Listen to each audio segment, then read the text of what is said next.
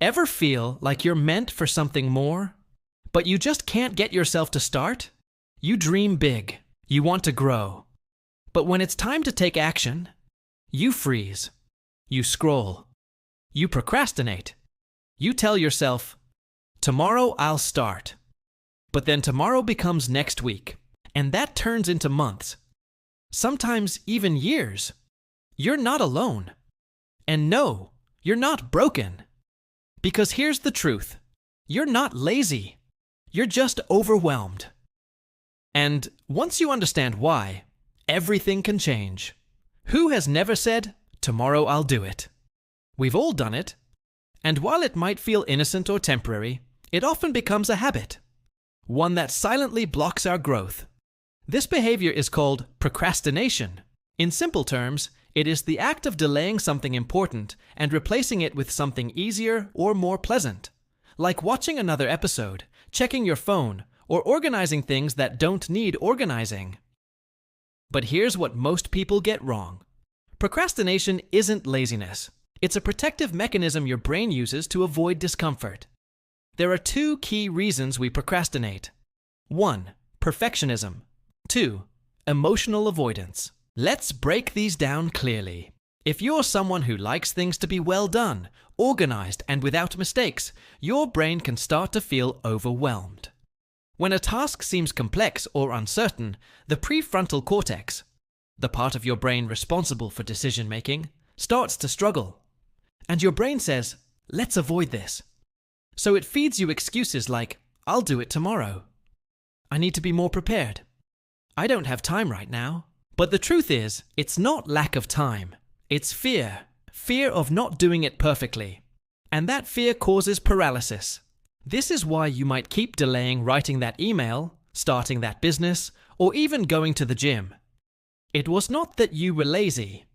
It is that your standards are so high they become barriers instead of motivation. The second big reason is emotional. Inside your brain, the amygdala acts like an alarm system. Its job is to protect you from anything that feels like a threat. And that includes emotions. When a task feels uncomfortable, maybe because you don't know how to do it, or you fear rejection, or you feel insecure, the amygdala signals your brain, danger, and your brain listens. So instead of making the call, you grab your phone. Instead of finishing the report, you check your messages. Instead of writing your idea, you organize your desk. Again, your brain chooses the easier discomfort over the real challenge. It feels good in the moment, but leaves you frustrated long term. This is how the procrastination cycle works. Stress, avoidance, relief, guilt, repeat. So, when a task bothers you because you don't know how to do it, you are afraid to make a mistake, or you feel insecure, your mind seeks to protect you. And how does it do it? Distracting you with things that make you feel better at the moment, like checking your social networks, watching another episode of your series, or eating something even if you are not hungry. It is a form of emotional escape. And although it gives you a momentary relief, this habit with time leaves you with a feeling of stagnation and frustration. Now, perhaps you are wondering, is procrastinating always a negative thing? And the answer is no, not necessarily. Sometimes, when your body is exhausted and your mind is overloaded, postponing a task to rest is an act of self-care. The key is intention. Are you putting something off because your body needs recovery? Or are you escaping from discomfort you don't want to face? If the habit becomes constant and without good reason, that's when it begins to block your growth and your goals. Here's how to start breaking the cycle. First, pause and notice what you're feeling when you're about to procrastinate. Ask yourself, what exactly am I avoiding? What's the emotion underneath? Am I afraid? Insecure? Embarrassed? By identifying the emotion, you stop being controlled by it. You step out of autopilot and into awareness. Let's use a powerful example. You've been avoiding asking for a raise. You keep saying, tomorrow I'll talk to my boss. But if you stop and reflect, you might realize, I'm afraid he'll say no. I'm unsure if I deserve it. I'm anxious about how to bring it up. Now you've found the root, and just naming the emotion anxiety, fear, insecurity, starts to dissolve its power over you. Step 2. Divide the task. Once you've named the emotion, take the pressure off. We often procrastinate because we see the entire mountain at once. Imagine that you have to climb a mountain.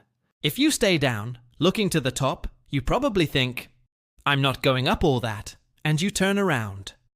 But from now on, you are not going to look at the top. You are not going to think about everything that implies getting there. You are only going to look at the next rock you have in front of you. The one you can climb today, and tomorrow you will focus on the next one. And so, step by step, you will be advancing.